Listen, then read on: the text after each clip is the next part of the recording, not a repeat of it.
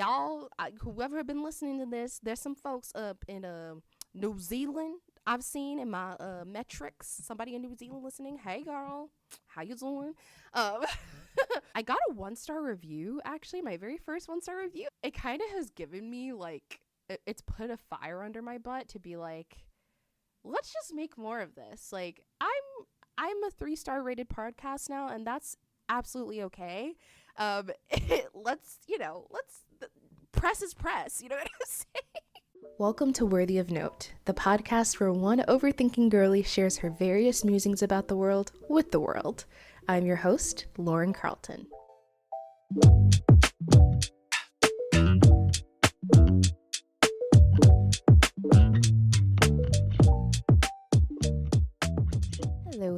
Hello, everyone. Welcome to Worthy of Note.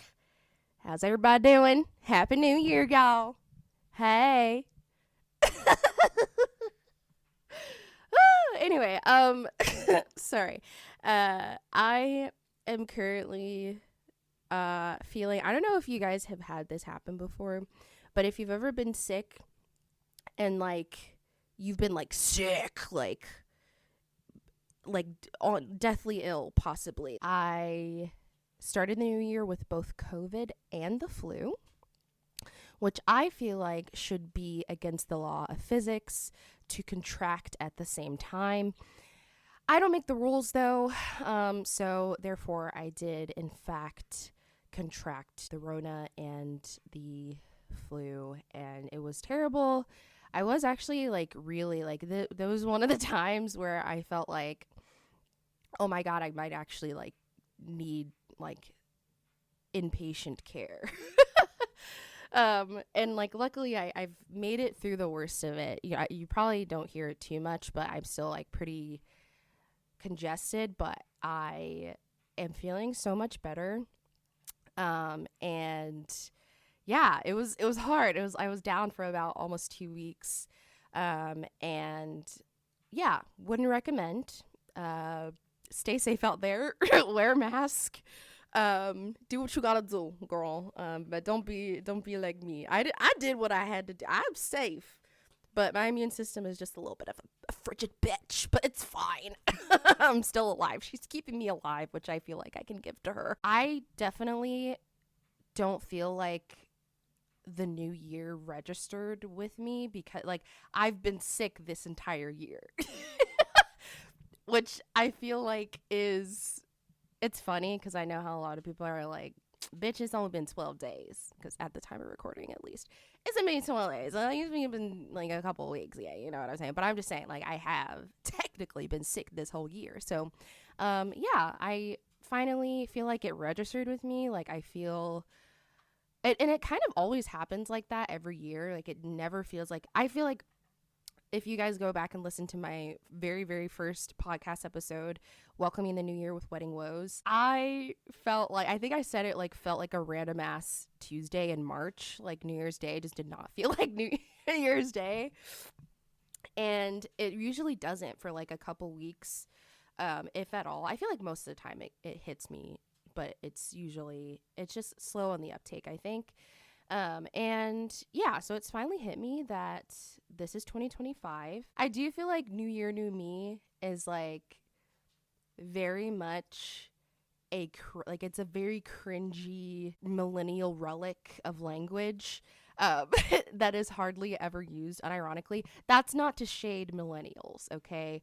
I'm not, I'm not, y'all ain't catching it straight right now. I'm just saying, okay, of the time, of millennial rule and reign in popular society. New Year, New Me was very much like the saying that people went with come January 1st. It was like New Year, New Me. I do think for the most part people now are like New Year, New Me. But like it's very much like oh, we understand that this is kind of like, no, not New Year, New You. Like, how can it be a New Year, New You? Like, it's very, very much a sort of cringy, sort of tongue-in-cheek saying that people use now in the way that they use it now. However, I was thinking about it, and I do think it's very important to realize that if you've managed any amount of growth or movement between this time last year and now, you kind of are a new version of yourself, no matter how significant the change. And I like wrote that I wrote that like line down like last night at like 3 a.m. Sleep is not a thing for me. I'm sorry. We're working on it. But I wrote that down and I was like, you know what? That's so true, because I feel like, yeah, while people definitely shit talk the whole new year, new me, sort of, I have to say it like that every single time I say it, because it's just funny to me. But as I'm about to point out, like, it is kind of, there's some truth to it. Reflecting on where I was, for example, this time last year, I was riddled with loneliness, had a different job that was far less fulfilling. I was struggling to build and cultivate relationships, both platonically and romantically. And speaking of, I was putting way more stock into the search for romantic love as a means of validation, to no avail. And I was grappling with a lot of unprocessed trauma that I just hadn't had time to process until I got into a place where I knew I was going to be here for a while, and I finally wasn't in survival mode as much. And yeah, all that shit came out. It was like, oh, you're at a stable place now? All right, let's bring up everything that happened between age 5 and 19, and then you can deal with that in all of your free time you have now. Now that you're not working like several jobs to stay afloat, you know, you just got one job that you don't really like that much, and now you've got everything that you have not processed, years and years of things that you need to come to terms with. So that's where I was last year, this time. And at the beginning of this year, I am in a healthy and beautiful relationship with someone I love who validates me in every way, especially emotionally, which I've found to be even more healing than just physically. I have a new job that, while having its downsides for sure, is something in which I can find spurts of creativity and growth and opportunities for advancement, which is great. I gained a new amazing friend. Shout out to you, girl, Emma. I love you. And reconnected with an old one. And I am also in therapy. And I deadass would not be where I am right now with any of those 3 things that I just listed without it. Like, therapy has been so incredibly crucial to the growth I've experienced within myself. And I can't be more grateful and excited to continue. That being said, not all of 2024's changes were positive.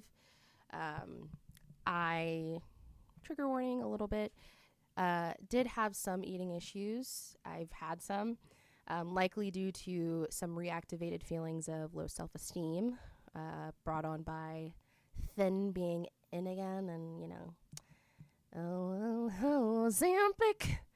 No.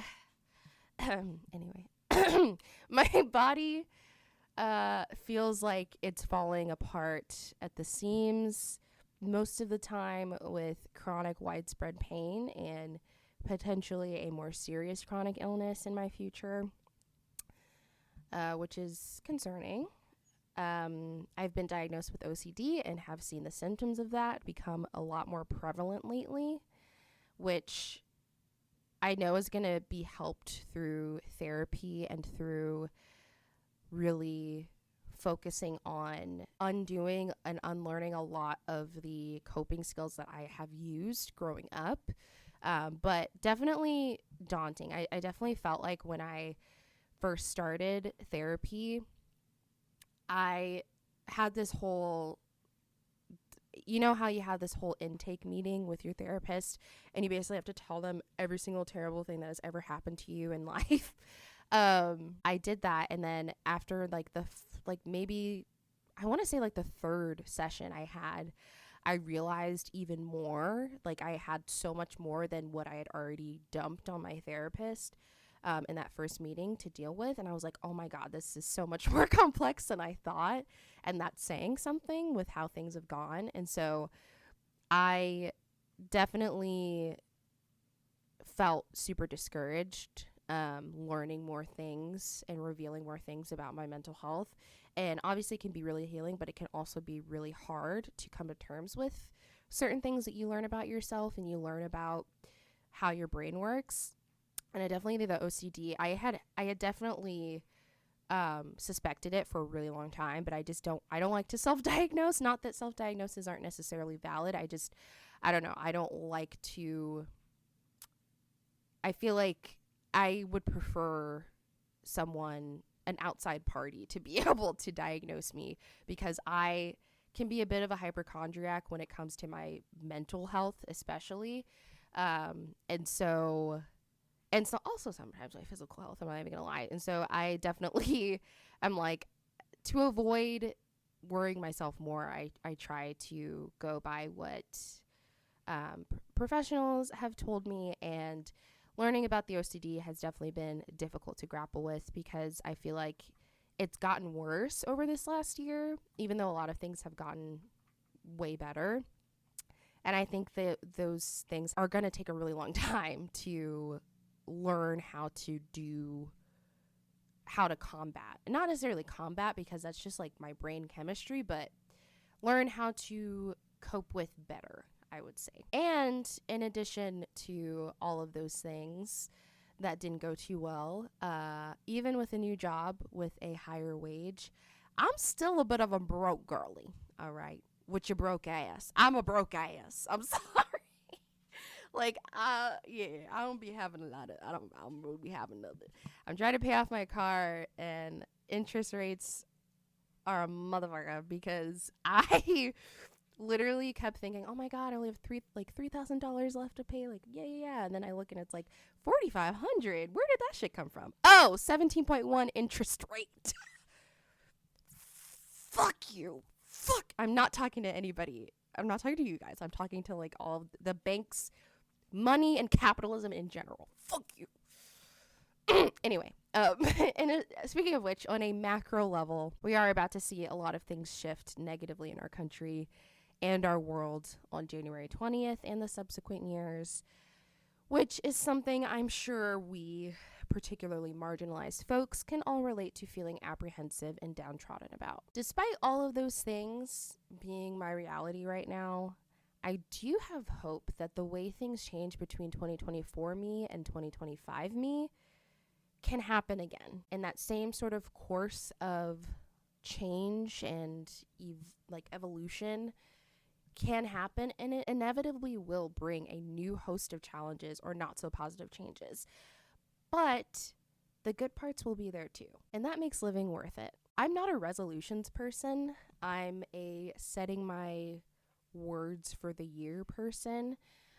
This was also in the last episode, the very first episode that I made for this podcast, welcoming the new year. Definitely suggest listening to that. That was probably one of my favorite eps, especially for being my very first one. But I set my words of intention for the year. I've been following this amazing creator and author, Morgan Harper Nichols. Side note, that's another thing that helps make life worth living to me. I know I portioned out really big, huge changes from year to year in that last section, like job changes, love changes, all those things. But I also think there's something so special and exciting about the smaller, more granular changes that happen on the day-to-day, like the everyday minutia of like having conversations with people that turn into running jokes, or finding a new favorite drink or snack. And another big example of that is finding new things to enjoy hobby-wise and media-wise. And I discovered so many amazing podcasts and creators and content that I now listen to or watch on a daily basis. My favorites have definitely been, like I mentioned, Morgan Harper Nichols. She has such beautiful prose. She writes a lot of poetry, a lot of inspirational quotes. Her Instagram feed is gorgeous. girl, oh my god, it's so pretty. Also, Jamie Karoma, I believe is how you pronounce her last name. She's a plus size body positive content creator, and she has been really helpful. I've been paying a lot more attention to her content lately to kind of help with my self-esteem issues that I've had surrounding my body, and it's really been super encouraging and has helped me reframe. I'm still working on it, but has helped me kind of reframe the way that I think about weight and body size and shape and beauty, and how that relates to or does not really relate to how big you are or how small you are or anything like that. And she is also very pretty. Like, she's so gorgeous too. And it's so crazy because I'm like, all these people who are plus size, they are so gorgeous. And I'm like, it's also just very difficult for me to like find people ugly, if that makes any sense. Like, I have a little bit of a bias. I think women are just so beautiful in all of their iterations. And I just love how unique and how effervescent, how just I don't know. I'm fangirling right now over girls. But the bias showing. But I definitely feel like women have so many different ways that they can express themselves with their bodies and with how they dress and how they present themselves, and I think it's gorgeous. All of them are gorgeous from what I've seen. It's really difficult for me to find anybody ugly unless their views or like their, I don't know what kind of there's definitely an effect. I know there's a halo effect and there's a like devil effect. I think there's an effect of like, if somebody's like is gorgeous and then they open their mouth and it's nothing but just booty butt doo-doo, then you find them less attractive. Like, what effect is that called? Let me know in the comments. I would really like to know, because I feel like this is something like I never really have seen a devil effect or horn effect. I don't know what it is actually called, but it is like the opposite of the halo effect, where everybody who is gorgeous and pretty has access to certain privileges that quote unquote average people or ugly people don't, or get like lighter sentencing for crimes and stuff like that, which I think is crazy. But sociology, that's just people be thinking that way. That's just how brains work, I guess. But no, I want to know the effect of like, you find it like someone, because I've experienced this as someone who has dated for several years in the Midwest, also as a black woman. The shit that I've heard. Have you ever dated a white guy before? I've never dated a black girl before, and I'd really love to dip into that chocolate. No, I'll go. Sorry, you. After like the minute you open your mouth and you say some fuck shit like that, that's just like not. I can't be attracted to you. It's just like physically impossible. So yeah, I want to know, let me know in the comments what that effect is. I think there should be some research done on that, market research. I might start conducting that myself, but would love to hear your thoughts. But anyway, point is, it's very hard for me to find people ugly, and it's also just like so easy for me to find the beauty in people, even people who would be considered like conventionally unattractive, I guess. And like, I'm just like, why can't I do this with myself? Like, it takes a lot. It's very rare that I'll like be like, oh girl, you look kind of cute, kind of look at the ass, ooh, look at that face, ooh, look at them cheeks, like face and booty, or maybe you never know which way. But like looking at my face, but like I have to appreciate my chipmunk cheeks, and my like. People around me, like my friends love them, my boyfriend loves them, and it just takes me so long. It takes so much, and I think it's very much kind of the basic premise of like we are our own worst critics. But I just wonder like how we can break out of that matrix of thinking that way and be able to boomerang the love and affection and admiration we give to other people to ourselves. And so whenever y'all find the code for that, to be able to do that, let me know. But also therapy is what I'm working on to make it a little better. And I think I'm on the up and up with that. But yes, love Jamie Karuma. I also, oh my God. So this is like kind of niche. So if you're not like into, okay, my ex-evangelical girlies though definitely would be interested in this. So like keep listening. If not, you can skip ahead to the next section. But I'm just saying, you never know. So for those of you who don't know, I grew up like incredibly Christian. I definitely had a pretty typical evangelical childhood, even though that's difficult to say because there's definitely a range. There's people who weren't allowed to listen to music or play music, like a la people like the Duggars, who also had other issues, obviously, that are very prevalent in those very, very evangelical, patriarchal families. And then there's like evangelicals who were allowed to like pretty much do everything. And I haven't met a lot of them, but like we're still very much like, oh yes, this is the truth, this is the way, like you're going to be Christian, you're going to get baptized, you're going to do all the things, but you can still watch Harry Potter. Like there's like a range. That is the range. I landed somewhere in the middle. There was a lot of content and media that I could not watch, but one piece of Christian media that was all the rage in my family and among my other Christian friends was Adventures in Odyssey. It's basically a radio drama that is voice acted by some of the coolest people and most talented people in the voice acting industry. There's been people on there from The Simpsons. There have been people on there from Disney as well. Just people who are really good at what they do, have to admit it. But the reason why I'm a little reticent in admitting it is because Adventures in Odyssey is a product of Focus on the Family, which is Satan incarnate. I'm sorry. I'm sorry. I'm sorry. I'm saying I said what I said.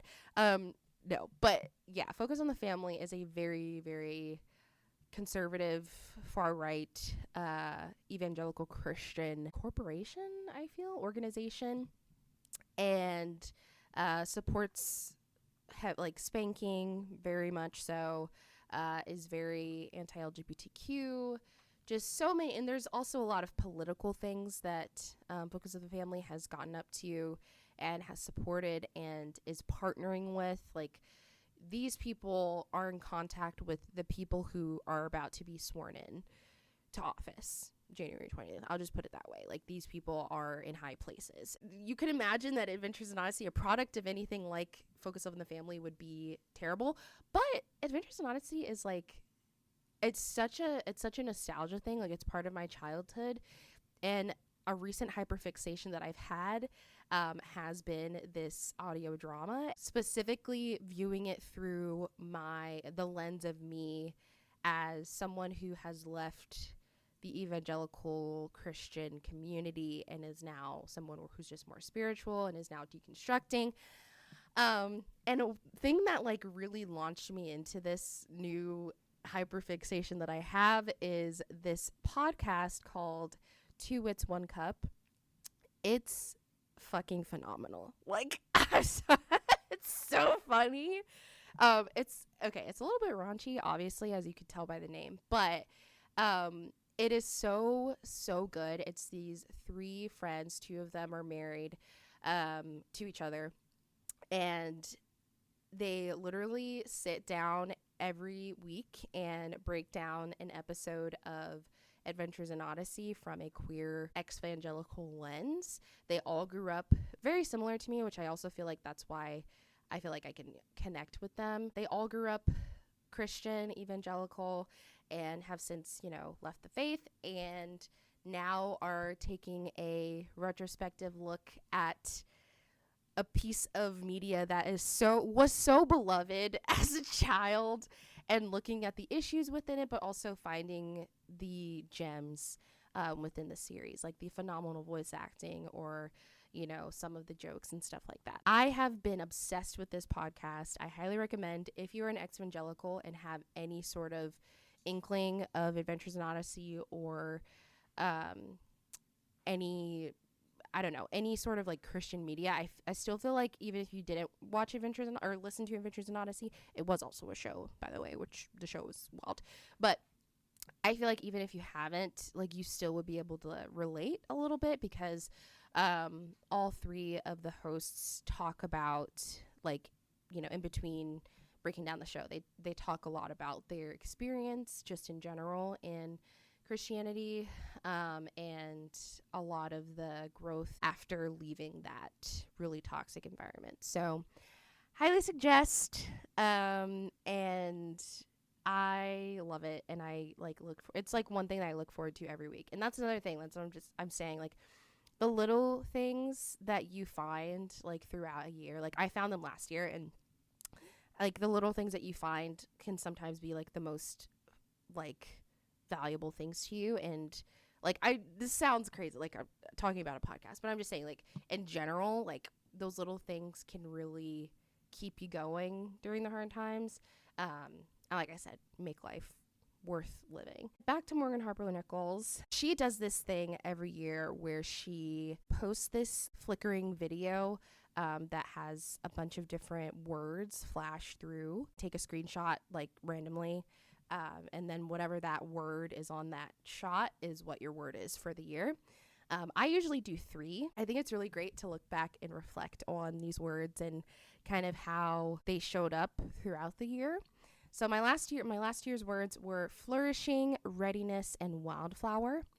And I feel like these were dead on. Like, these were right on the money for me. The descriptions of them, she also has descriptions of each of these words, by the way. Like, they're not just the words, and it really helps you understand kind of what the word means, or what she intended the word to mean. But you can also take it to be your own meaning. But for flourishing, she said, for all that you are leaving behind, may there be room for you to thrive and grow in beautiful new ways too. That, like, expertly describes my last year.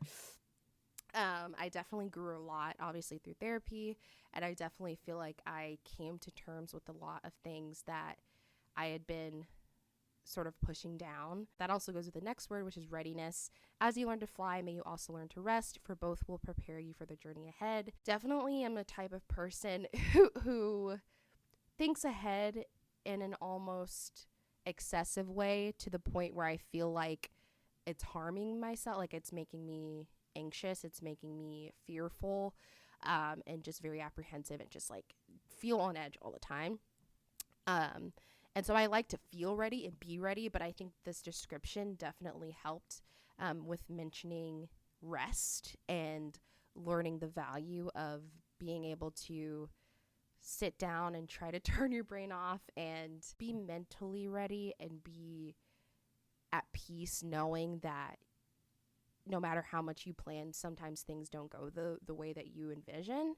And I think there's a lot of comfort in that for me, as a person who feels like they want to like try to find some semblance of control in things.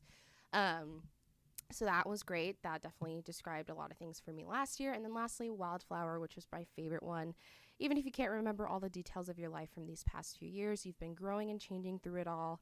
And as each new day comes, there will be room for you to continue to bloom, even if you don't notice it right away. Embrace your wildflower-like growth, quiet yet vibrantly springing up even in unexpected places, which is beautiful, gorgeous. I essentially just feel like those perfectly described my last year. I feel like these words are, like I said, like setting the intentions for the year, if that makes any sense. And I feel like that's a little bit more special to me than a resolution, because resolutions come with so much pressure and so much guilt when they are broken, or not adhered to. And when you set an intention, those are a lot more general and maybe a little less specific, which usually I'm a pretty specific person, but I think having those broad terms really helps me put things into perspective and also reflect. Like I didn't even like, this is the first time I'm looking at those words from 2024, and I'm like, oh my god, wow, like, you know, being able to look at them and find examples of those things really feels more encouraging and uplifting to me. I'm not shitting on resolutions, like, you know, for if you want to get involved in them. I think that they can be a really good way for people to set goals for themselves if that's the way that they want to go about it. And obviously, like, a new year always brings those feelings of reflection and like looking at how you can do better. And I don't think there's anything wrong with that. I'm just saying, for me, in the past, I failed resolutions a lot of the time. And a lot of the time, the resolutions related to tangible things like my body, and like not a lot of them were focused outwardly either. Like being a better friend, like developing better friendships and cultivating the friendships that I have, and getting out more, like getting out of my head, out of my home as well, like physically out and mentally out, and like trying to be more open to change and being more open to having things feel uncertain or having things feel like they're out of my control, because I feel like those things, like having the comfortability with that and developing comfortability with that and setting those as goals is so much more beneficial, I feel, for me personally, and healthy. Because again, whenever I failed resolutions, like that self-loathing jumped out, and it was just like not a good time. So my new words of intention this year, which I'm really excited about, are cultivation. So kind of going along with wildflower, which I think is really fun. I feel like these all sort of relate to my words from last year in a way, which is really interesting.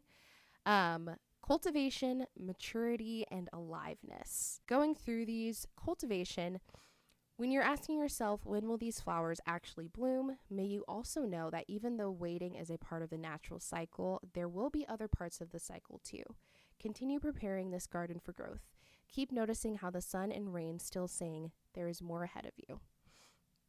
I think that's gorgeous and beautiful and brilliant. I just think everything Morgan Harper Nichols writes is just like so profound and excellent. And it seems like it's not even like without even trying. And I'm like, oh my God, teach me your ways. I want to like look inside of your brain and see what's going on there. It's beautiful. I'm sure it's a brilliant canvas of thought. And yes. Anyway, maturity. You don't have to have everything figured out to recognize that when it comes to all of the uncertainty you have already encountered, you have been growing in wisdom along the way, and you will continue to do so. Through all that you have traveled through, again and again, you come back wiser. Ooh, period. I just think that's really cool to read. I just turned 24, which I feel like, I don't know. I feel like I feel so much older than that, and I know a lot of people are like, "Girl, I ain't that old, bitch. What you talking about?"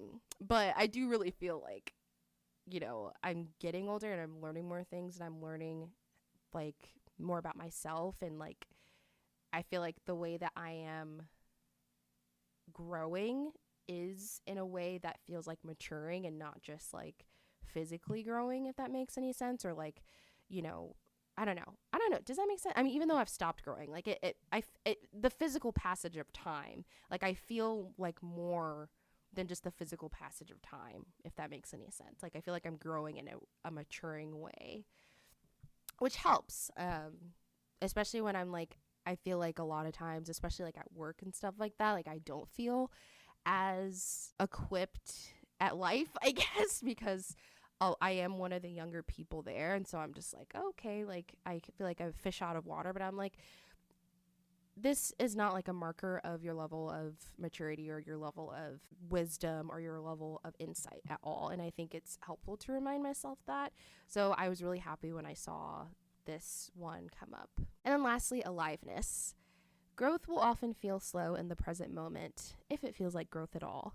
But the fact that you have been breathing in this space is a sign of aliveness, even if it's small.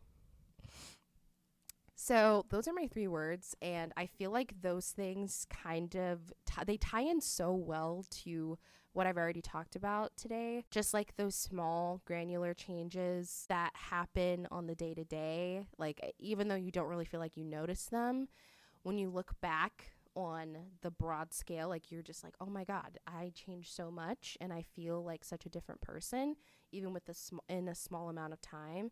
And so I feel like it's super encouraging to me. Like I felt so, I don't know, my heart felt so happy when I read each of those words and I randomly picked them. Definitely words that I feel like I can relate to even right now, but it's exciting to see. I'll be excited to see how they come up over this next year. And yeah, I really love this sort of exercise, I guess it's called. It's just like a reel of like a bunch of different words that she has elaborated on. I will link the post that she has. I don't think she hasn't done one for this year, but she usually posts them every year. I just used the one from last year that she had posted. So I'll put that one in the show notes so that if you wanted to set your intention, set your words of intention for the year, you can totally do that. I think it's been a really fun exercise. I hope she doesn't stop doing it because it's been so, I don't know, it's been fantastic. And I mean, even if she does stop doing it, I would love to like put all of them in like a random word generator and be able to like continue doing it myself. So yeah, there's a lot of things I'm looking forward to in 2025. This podcast, for example, I really was looking back and I was like, I did, even though I didn't do a lot of work with my podcasts, the work that I did do, I'm really happy and satisfied with. So I feel like that is something, like, I think it's very common for me to kind of shit on myself where I'm like, damn, bitch, like you didn't even post, like, you barely posted an episode per month, let alone like per week, like you said you were going to. But obviously, like, things have happened. Their sickness happened, like stress happened, other things that happened, and time is just something that is constantly eluding me. And so it's very easy for me to while it's easy for me to be like, damn girl, what you doing? Like, are you a podcaster? Really? You call yourself a podcaster? Well, it's easy for me to do that. I still have to remind myself that like the work that I do love, and I like to be able to be proud of it. And I can say that I am with what I've done, but I do want to do more of it is the thing. I'm not going to, put a number on it, but I do want to be more consistent with this podcast moving forward, because this is something that I find a lot of joy in. And I really would love to share it with more people as well. Y'all, whoever have been listening to this, there's some folks up in New Zealand I've seen in my metrics. Somebody in New Zealand listening. Hey girl, how you doing? Welcome. There's people who listen to this podcast apparently, and I'm sure like don't follow like my podcast Instagram or my Instagram or anything like that. What are you doing? Okay, follow. It's in the description. It's in the description. All right, go ahead, like scroll down a little bit, and then it'll be there. It'll be highlighted down there. Okay. But yeah, I would really love to grow this and for more people to see it. Even if nobody sees it, it's okay.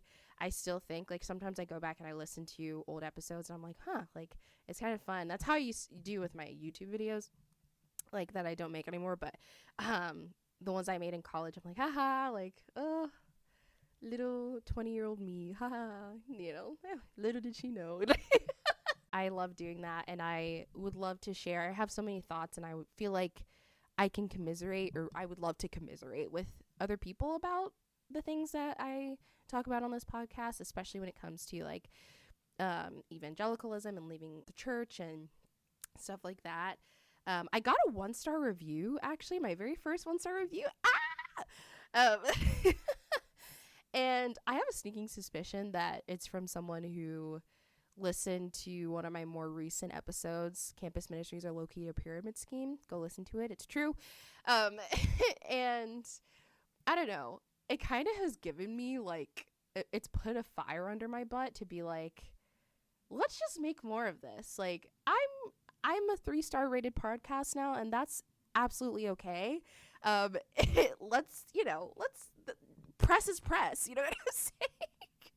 And so I don't know, I just like, it makes me wonder, like, how many more people can I reach that find it more encouraging than, hate it, I guess.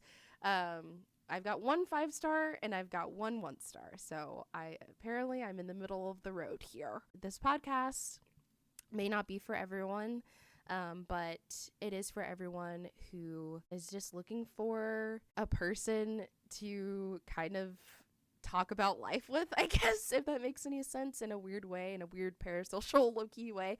And yeah, if that's you, then like, I want you here, and I'm happy you are here. That's all I have for you guys today. I am planning on hopefully getting this up pretty soon. It's already the 12th of January, but I was sick, y'all. Leave me alone.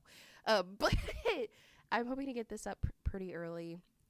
And I also have so many other topics I want to talk about, and I'm sure more will pop up as the year goes along. I hope every one of you had an amazing holiday season and are doing well and feel ready and feel positive, and feel excited for this new year. And even if you don't, as this entire podcast has already in ad nauseum gone through and gone over, that's likely to change. Even if you don't, you will probably will eventually find positive things, and I'm so excited for that, for you and for us.